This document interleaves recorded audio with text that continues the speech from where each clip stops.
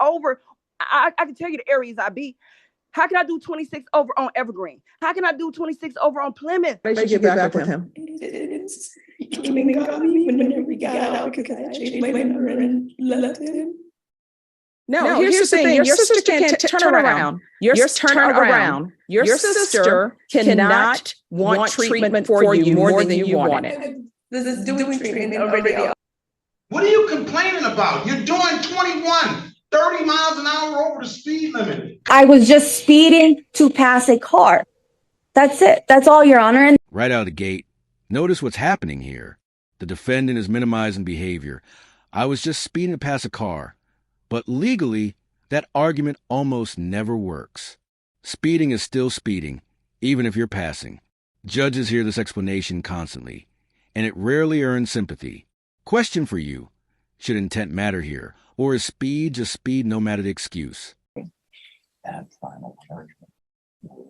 Really upset. Try to get her out. Like said, she put my dad in the hospital. Do you have children? What are their ages? And where's the 14-year-old now? My parents. All right. And how long has he been with your parents? For this month that Do you have employment? Doing what?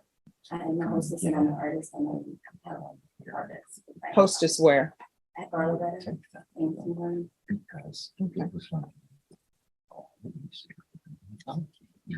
All right. This is what the court is going to do. Sentence you to 2 years in the state jail facility, suspended and probated for 2 years. There's a $500 fine that'll be probated. Here's the thing. You have a 14-year-old son. This is a critical judicial moment. The court isn't just sentencing. It's weighing the impact on a child. Judges often pivot hard when minors are involved because incarceration doesn't happen in a vacuum. It ripples outward. Notice how the judge frames jail as trauma not just for the defendant, but for the family. Is this compassion or a final warning? Defense, what are you requesting? Judge, I spoke with Ms. Lozano about the state's recommendation. Her request is that she be allowed to continue on probation and do outpatient treatment. She says she's clean now and she is trying to be able to take care of her 15-year-old child, and I'll let her speak on her behalf if it's okay with you, Judge. Do you solemnly swear affirm the testimony you give will be the truth and nothing but the truth, so help you God? Yes, ma'am. All right, you can lower your hand, state your name for the record. Jamie Lozano. All right, so your counsel is telling me that you want to be in outpatient treatment because you want to take care of your child? Yeah, I'll do outpatient. I've been sober. Well, no. I want you to listen to my question.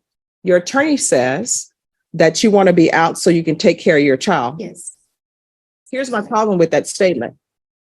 Everyone here knows, including your attorney knows, I always ask people if they have children. Yes. And obviously you told me you did not. You know how I know you told me you didn't have any children? Because I didn't request parenting classes. And it's not listed on this sheet anywhere where I requested parenting. Now, if another judge would have sentenced you, then I could understand. So when your attorney says you're sober, what's your drug of choice? I used meth with my ex. Meth and what else? That was it. So when's the last time you used before being taken into custody? Whenever I was with him back in December 24th, whenever I left him. And he hit me. He hit me on December 24th and he had me locked in a hotel room when he got out of prison. All right. So he was in prison? Yes, he was. So why did you get back with him? He didn't. He came and got me whenever he got out because I had changed my number and left him. All right. So I will tell you right now, some of what you're telling me, I do not believe. This is what I know. I know that people, when they are in the throes of their addiction, they tell great stories. And those stories are so believable. Like I know people who are using drugs, they could tell a story that the moon is made of blue cheese and they would have you believe in it. They will say, well, I just ate some yesterday because it fell down. And you're like, oh my gosh, is the moon really made of blue cheese? Here are your choices. You can either do inpatient treatment or you can go to SATA. I'm sorry, you can go to SATA or either you can do 2 years in the state jail facility because you have a drug problem and you would not. When someone pleads true to a probation violation, that's huge. Legally, it's an admission that hands a court maximum leverage. At this point, the judge doesn't need to prove anything. Sentencing discretion opens wide. This is where the stakes quietly skyrocket, even if the courtroom tone sounds calm. I got really bad PTSD. And then I left him for 9 years. And he's had a hard life. That's my son because his dad's out in his life. He's angry. And I homeschooled him and he's attacked my parents twice and he was on probation. And they think that he smoked How something. far did you go in school? To college. How much college? A year and a half. I don't understand people who think they can homeschool people. I had my boyfriend has 2 master's degrees in teaching. I'm sorry, what? My ex-boyfriend before that has 2 master's degrees in teaching, and my son was very traumatized from his dad watching me get beat up and hit me with the car and different things like that. That homeschooling became something whenever I had left that really 9 years of abuse that we did homeschooling for a while. Then my son was going to public school and he got his phone stolen, and that's what caused a lot of the anger issues that he's had for 2 years. And he has attacked my mom, my dad, and me. And now he's he asked for help this last time when he beat me up that day. Your story is all over the place. I have to live it, ma'am. Well, I mean, no, it's as though we're on Calabria and you're taking me on, I'm just Highway 120 and stuff. Judge, would you consider a psych eval? Yes, I will. I that may be warranted under the circumstances. This PTSD really bad. I just have some concerns based. The conversation that we're Yes. having. Yeah. Yes. All right. So this is what we'll do. We will do a evaluation. Ms. Ferguson, can you refer her for a psychological? I'm sorry, what? I don't take meds. I've been diagnosed and everything. What have you been diagnosed with? With severe PTSD. This metaphor, the moon made of blue cheese, is blunt, but reveals something deeper. Judges who see addiction cases daily develop a strong radar for inconsistency. Whether the story is true or not almost becomes secondary to credibility. Here's the hard question. When trust is gone, can words alone ever bring it back? And anxiety, and I'm on disability. On disability for mental health issues? Yeah, that's for my anxiety and stuff. I was in a abusive relationship for 9 years with his dad. And then I've been away from him for 9 years. This December will be 9 years. All right. Is there anything else? No, Judge. I just Not want- at this time. All right. So this is what we're going to do. We will have her evaluated for competency, Ms. Ferguson, and probation. I know if she is incompetent, it wouldn't do, probably wouldn't do well to do the MIC, but could you see about MIC evaluation anyway? What my office, the facility, right? Yes. We do a MIOP evaluation. Yes. That may be more I recommend appropriate, or the ISF dual diagnosis. All right. Could we do the MIC MIOF evaluation for her? All right. And what we'll do is, even though she's pled true to violation to number 2, when we come back for another hearing, if she still wishes to plead true to number 2, she can still plead true to number 2.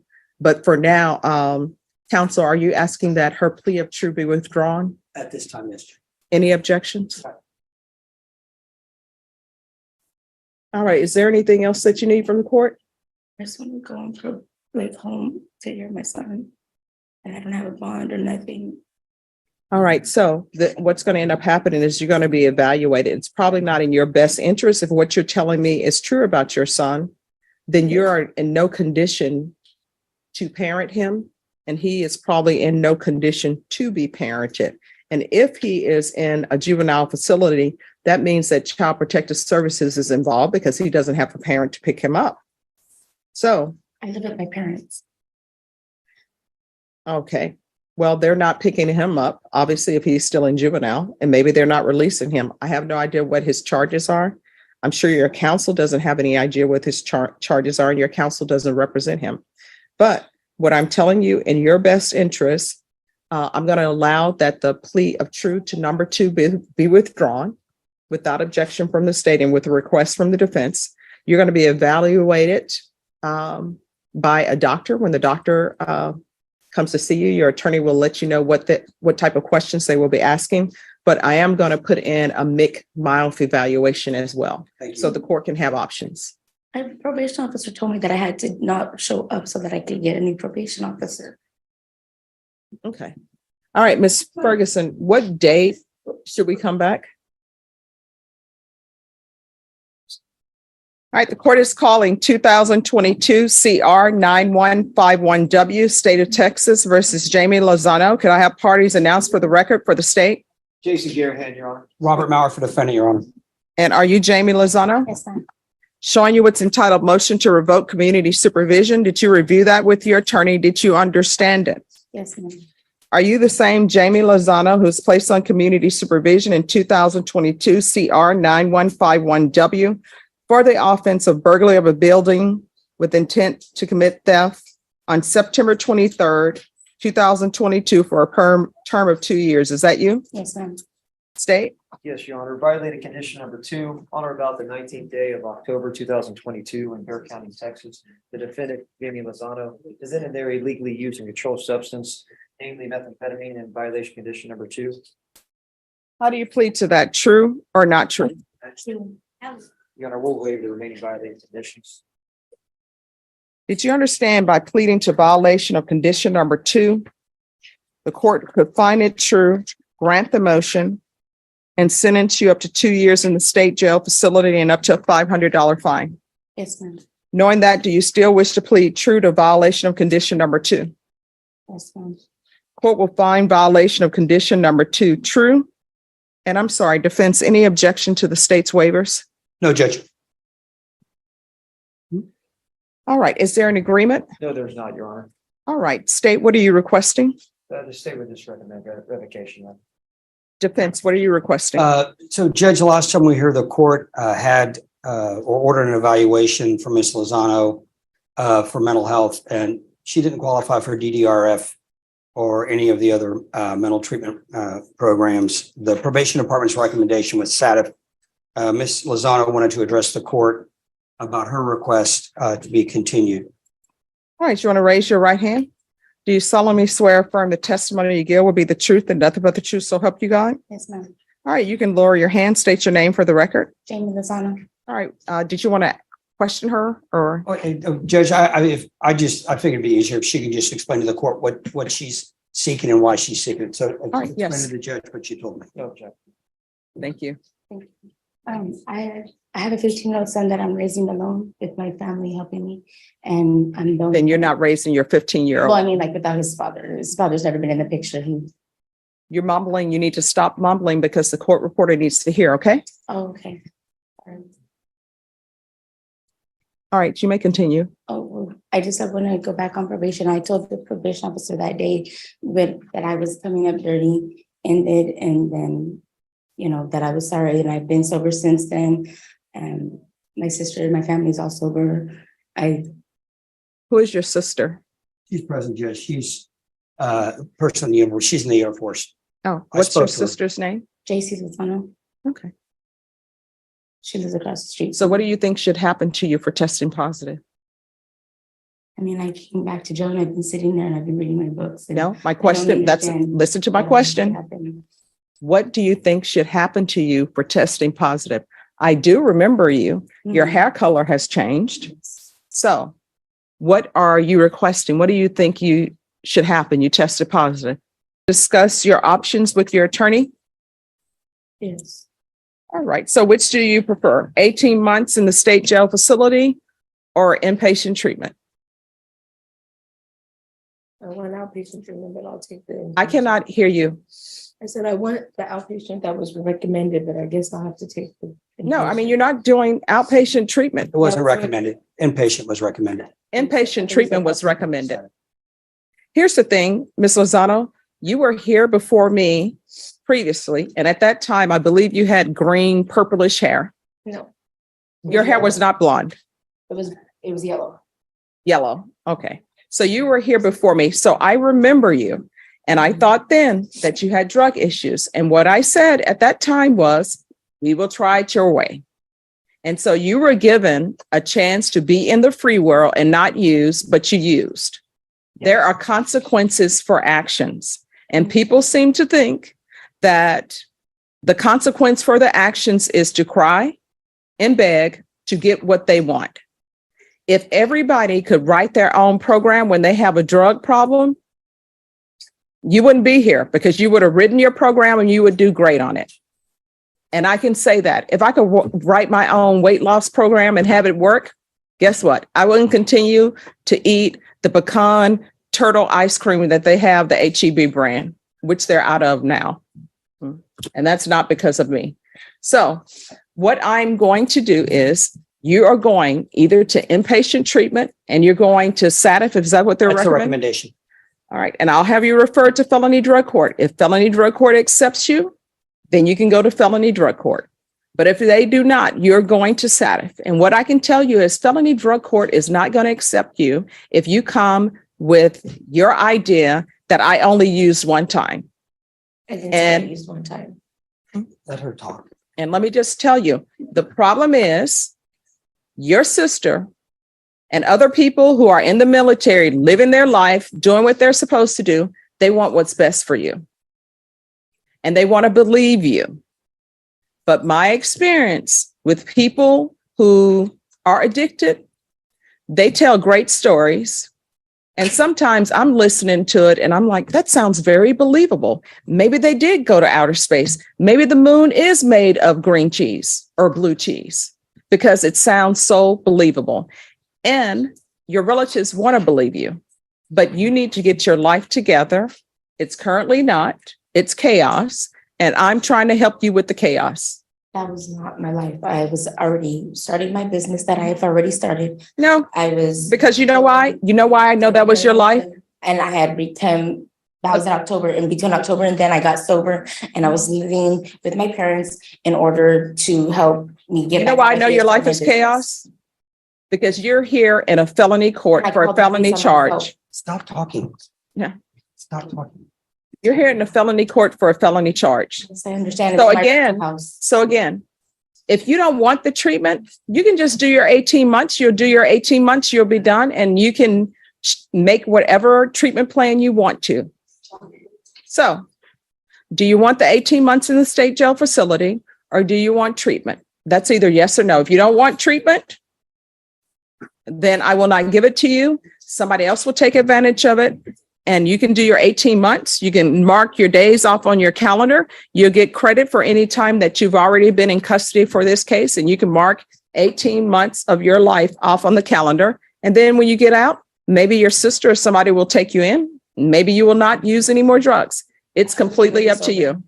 Do you want the inpatient treatment or do you want to do your 18 months? Which would you prefer?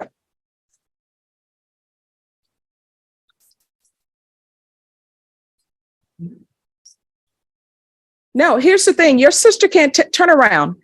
Turn around. Your sister cannot want treatment for you more than you want it. I was doing treatment already out there. All right. I'm going to help you out because I see you need help. Like I do want the I'm going to sentence you to 18 months. I'm going to grant the motion. I'm going to grant the motion, sentence you to 18 months in a state jail facility, give you credit for any time served. There's a $500 fine. This is the courtroom hitting pause. Ordering a competency or psychological evaluation isn't punishment.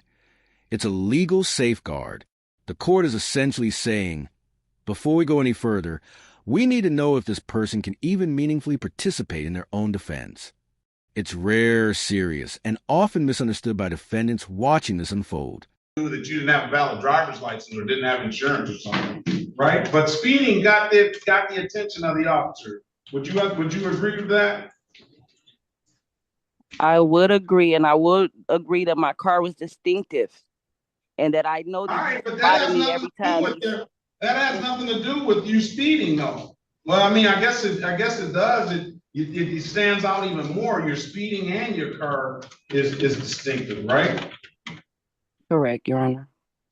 And you're drawing attention to yourself, right? Yes. And it's Officer Bennett's job to pull people over that are speeding. I want to answer that one. You just said that you were speeding, ma'am. What do you think the officer's gonna do when you're speeding? 5 miles over. Okay. All right. Correct. You're right. Right. Over. You gotta accept responsibility for it. You're not respecting it then, because if you continue to speed, then you're gonna continue to get tickets and potentially get tickets, and that's gonna be the way it goes. So you have to learn to slow down. And what's gonna make you learn to slow down? I don't know. That's all it is to it. You're not just speeding, you got 26 to 30 over. You have 16 to 20 over. You got 21 to 25 over. You got 6 to 10 over. You got 6 to 10 over. You got 6 to 10 over. What are you crying and complaining about? Turn your camera on. I'm complaining because what are you about? You're doing 21, 30 miles an hour over the speed limit continually. And you're gonna sit here and blame Officer Bennett for pulling you over. Now, I'll tell you another. Your Honor, I'm gonna agree to what's on paper, 25 miles. If I'm writing down Evergreen, how can I go 65 up Evergreen, Your Honor? That would be 20 miles over. If I'm writing down Plymouth, these are the streets he's getting me at. If I'm writing down Plymouth, happens all the time. Happens all the time. It happens all the time, and he's the one bringing in most of the people, and it's going to be believable because he put it down on paper. Just like it was just a lie you just told me that said that I didn't have no insurance on a rental car. Like, and everything that I'm saying is you're not understanding what I'm saying. And after that, we're going back. Calm down, Miss Lane.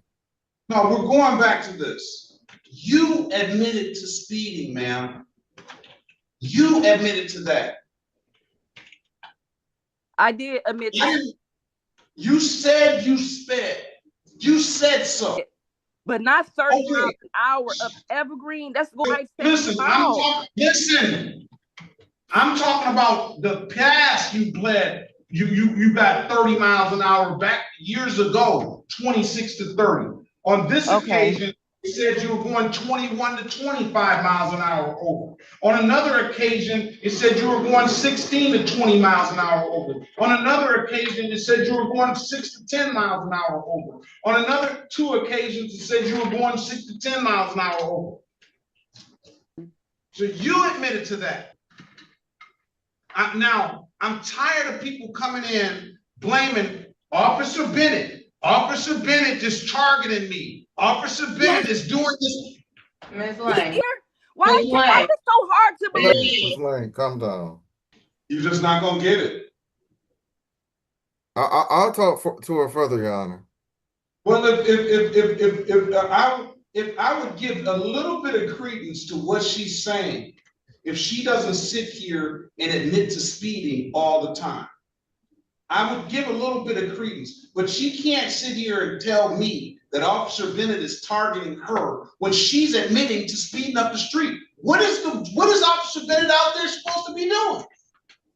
Yes, in the past. I told you I just got my license back, and I've been working on that. Okay.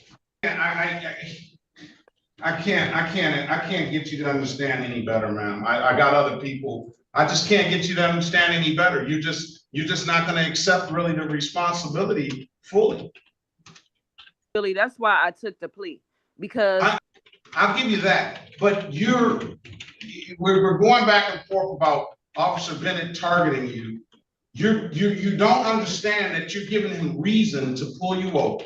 That's all I'm saying. I do. That's it. You're giving him reason to do it. And if you keep on speeding, he's probably gonna pull you over again if he sees you. That's all it is about. All right, what do you want to do with these? Do you want to do, you said you want to do community service? Yes, she wants to do community service. For everything, ma'am, to clear up everything? Yes, to clear up everything. Alliance, you've been real comfortable this whole time. I'm gonna need you to get up. What is Mute she your saying device. now? What are you saying now, Ms. Lane? What was the comment you had? Comment was, it really doesn't matter when you come to court because it was just a proven lie. But I hear everything you're saying. Now I'm back onto my past. We talking about the cases that's happening now, and it was proven that I was lied on, just like them other court things where it say I did 26 over. If I agreed to that, I know that was a lie. Them are all residential streets. How could I do 26 over? I can tell you the areas I be. How can I do 26 over on Evergreen? How can I do 26 over on Plymouth? That's what I'm saying. I'm trying to prove that what I'm saying, maybe I'm not honest. I'm honest because I'm saying I was speeding, but maybe them speeding tickets is not so honest. That's what I'm saying, but it doesn't matter because they all speeding tickets. So it's going to look like I'm a speeder. So I'm agreeing to whatever it is, but I know because I was the driver. Ms. Lane, you're just not gonna really understand. I don't think you really understand. I don't see how you don't see how somebody can go 20 miles or 30 miles over the speed limit on Evergreen and Plymouth. I drive those streets every day. I see it all the time. He's on that's where he worked. So why would I be doing that like that? I'm not that fast, knowing I'm gonna see this. Miss Lane, let's talk about this offline. Okay. Yeah, you got to, because it's not doing any good, because you admitted to speeding. Now you're trying to dice it up and say I wasn't going exactly that fast. You're trying to say that. I don't know, but you admitted to speeding. And you always speed. Yes, Your Honor, I'm a mental speeder, but I'm not a liar. I didn't say you were a liar.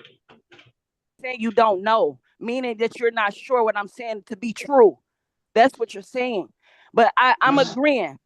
I get people in here all day that say I wasn't speeding going that fast. I'm not in the position. I wasn't there. I don't know.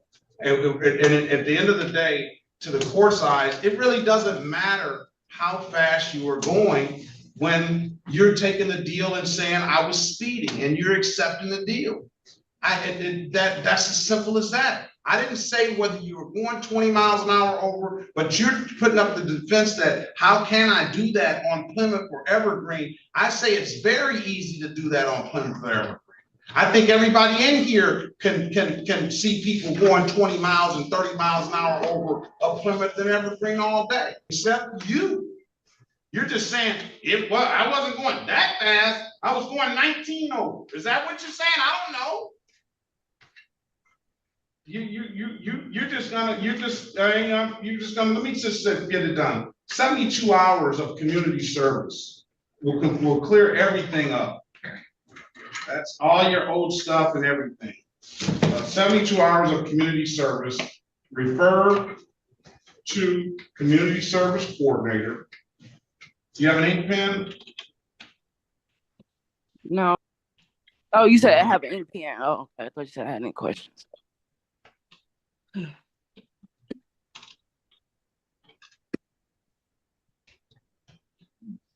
I have an ink pen.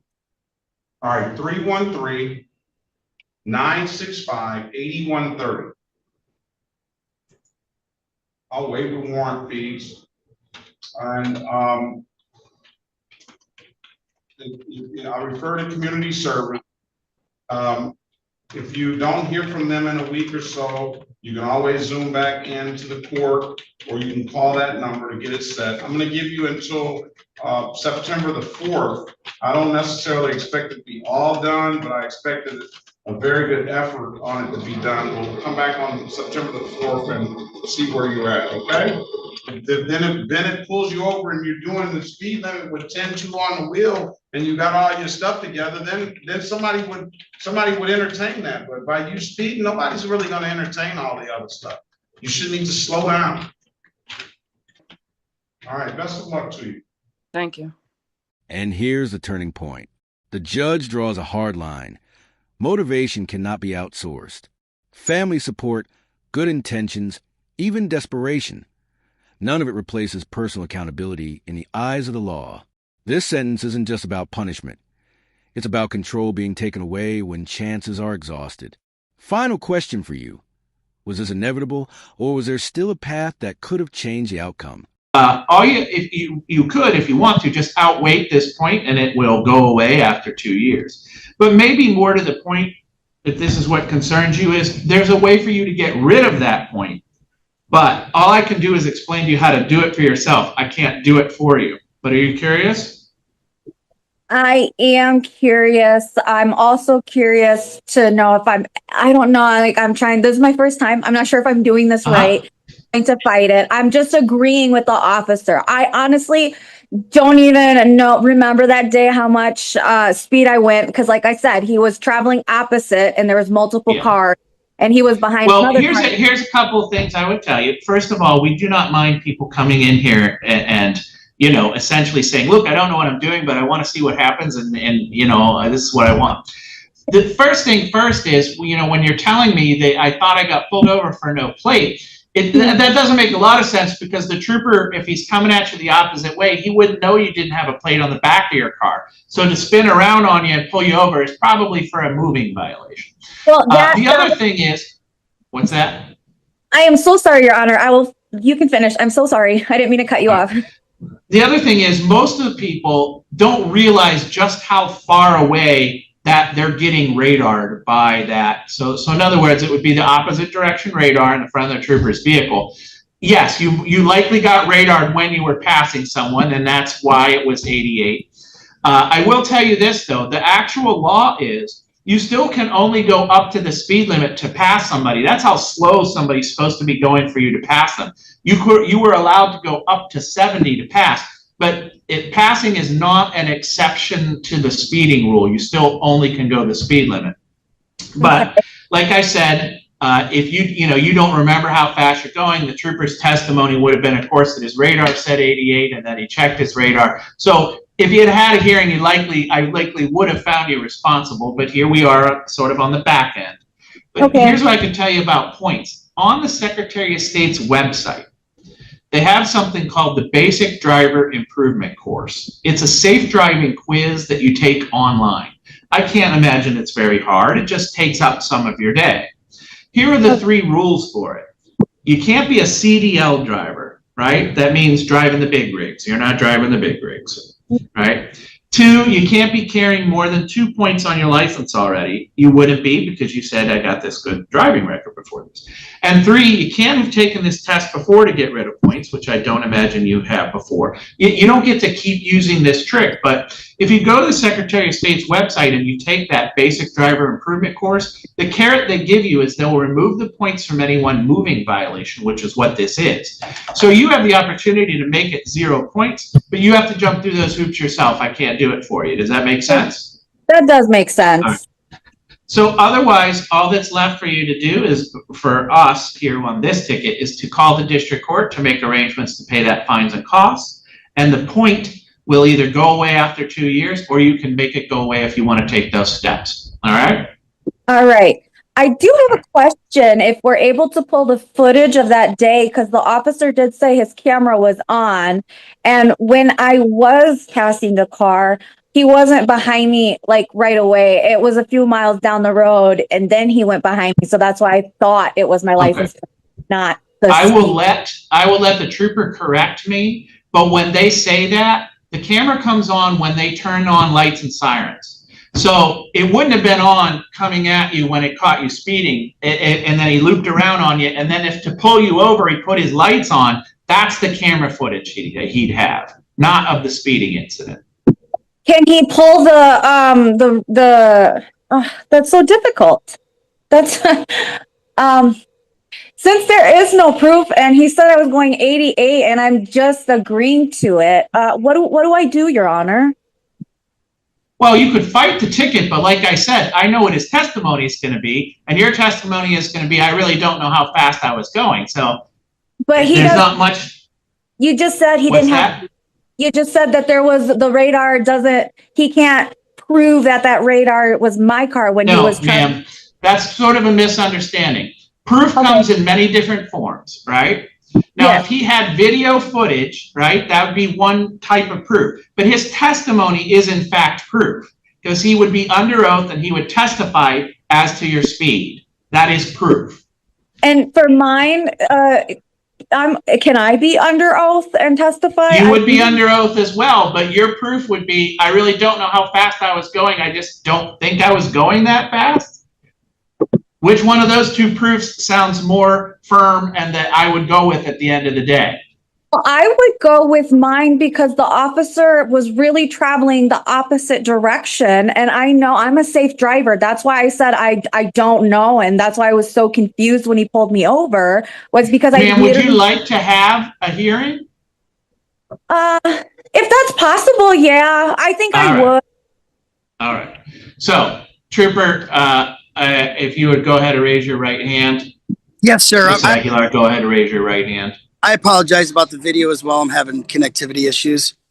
That's all right, as long as I can hear you. You swear or affirm any testimony you give here today would be the truth, the whole truth, and nothing but the truth? Yes, sir. I do. Yeah. All right. Ms. Aguilar, it makes a lot more sense for me to start with the trooper. He has the burden to establish to me why you were issued a citation in the first place. But after that, you'll have an opportunity to either ask questions or testify on your own behalf, all right? Okay. And with that, Trooper, if you want to pick up the narrative somewhere where it makes sense, explain the issuing of this citation. Yes, sir. I'd like the court to know, to start off, that I'm a certified MCOLS radar operator. The unit that I was using on the day that I issued the citation is certified by the state of Michigan radar unit. The radar unit that I was using is affixed to my patrol car dash.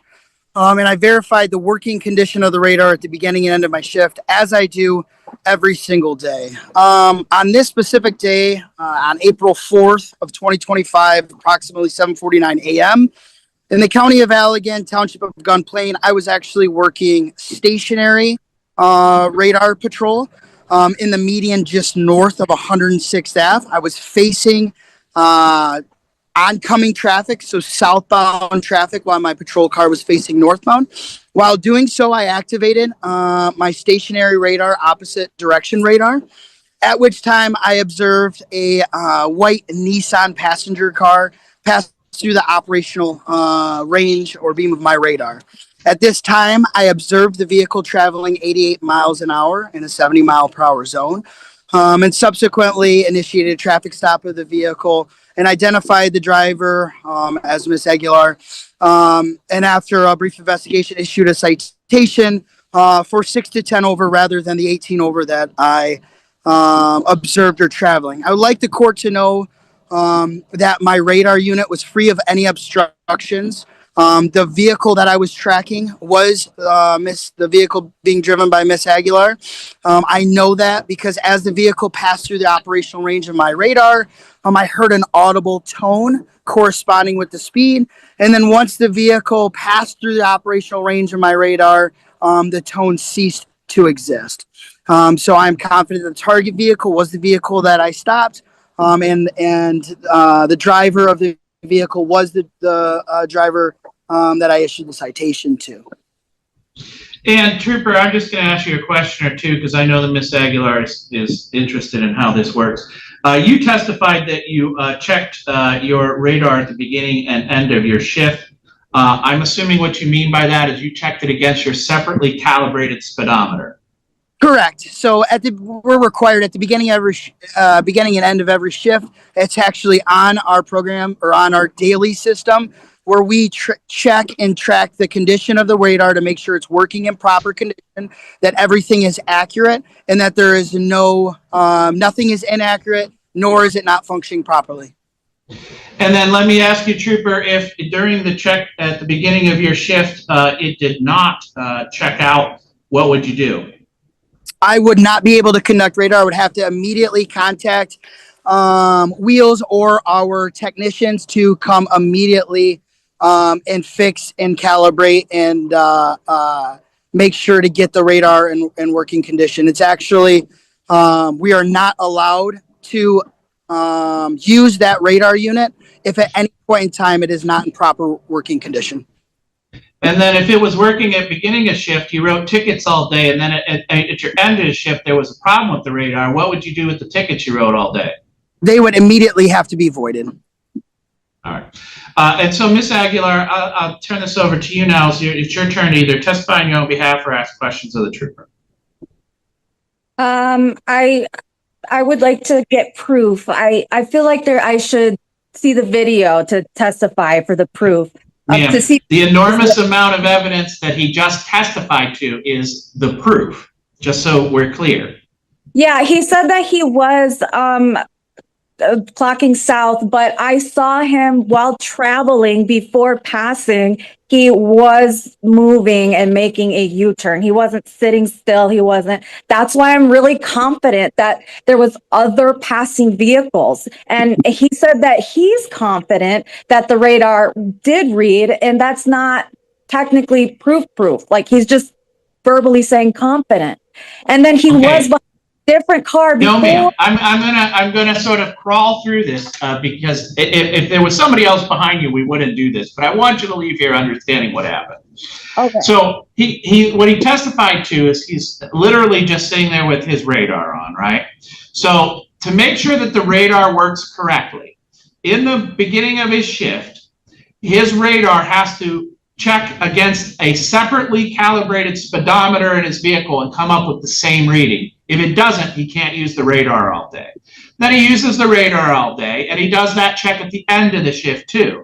And if it's not working at the end of the shift against his separately calibrated speedometer, he would just void all the tickets that he wrote. Right. So the first thing he said is visually he sees your car, right? Now we would let back in the old days, you'd let officers or troopers guess at speeds because this is what they do all day and they're pretty good at guessing speed. But we don't let them say how fast you're going. But we do let them testify that they think this automobile is traveling above the speed limit of 70 miles an hour, which he did. Okay. Then what he did is get you with his radar, right? So he knows that you're the car in the radar because it tones out. In other words, it makes an audible tone. And the audible tone changes in pitch depending on how fast it goes. So he also knows if that tone doesn't match the number he's seeing, something's wrong. Okay. And then once your car is out of the cone of his radar, the tone stops. So that's how he knows it's sort of your car. Then he sort of flipped around on you and pulled you over. So he actually has testified 3 different ways that you are traveling well above the speed limit of 70. And what you're telling me is, I don't know how fast I'm going, but I just don't think I was going that fast. Now I have to pick one of those sets of evidence, right? Either your evidence, which is your testimony, or his evidence, which is his testimony. And I don't have to find beyond a reasonable doubt. You've heard that before, right? Because this isn't a crime. The standard for this, because it's a civil infraction, is you likely did it, 51%. So when I weigh all his evidence and testimony versus essentially the lack of evidence and testimony on your behalf, of course I would find it is more likely than not that you were actually speeding. You were actually going faster than the ticket you were written, but you were at least going 6 to 10 over. And that's why I would find you responsible.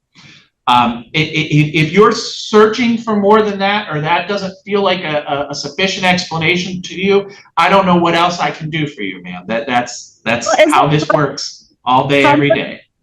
I understand, Your Honor. Is it possible confirmation from his radar to make sure that it was working accurately that day for me? Well, I Like mean, said, I could have him testify to that, but we're going to wrap things up here. Every, I think 90 days or so, what is it? A tier 3 operator checks the radars, and then every 120 days, a tier 4 operator checks all the radars of the car. And if there's any problem with any of the radars, they take those out of order. And there is some sort of maintenance logbook that the state police keep for that. You probably could subpoena those records or ask at a formal hearing that somebody would bring those records in. But at informal hearing, I would not expect the trooper to be familiar with those records at this state and time. Just know that there is, in fact, a method of continuously checking these radars that if there are problems, they're taken out of circulation so that they're in circulation is sort of the prima facie evidence that against that set of checks, they are working. thank you, Your Honor. I just want you to that I wasn't driving recklessly. I was just passing. I do apologize. Reckless driving is actually a crime. There is a whole charge for reckless driving. That's not what you have. You just have a charge of speeding, like lots of people do. Take into consideration if the ticket can be waived because I am a responsible, good driver. And ma'am, here's the problem, right? If what we did was judge everybody who gets a ticket on whether or not they're a good driver or not, that would be incredibly unfair. So bad drivers are just automatically responsible for their tickets because they did it in the past, or good drivers couldn't possibly be speeding because they've never got a speeding ticket before. That's sort of not, I mean, it's scary that that would be how the legal system works, right?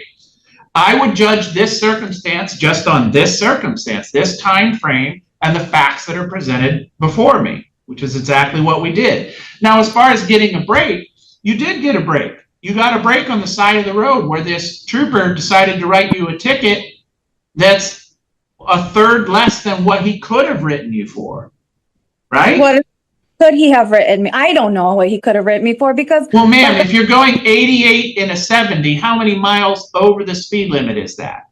18 miles, right? Well, that's what he's saying, and I was agreeing. So obviously I have to own up to that. No, so, ma'am, even if you, no, we stopped doing that. I didn't take it that you agreed. We had a hearing, and I found clearly that you were going 18 miles over the speed limit. He did not write you a ticket for that, because that's a 15 to 20 over.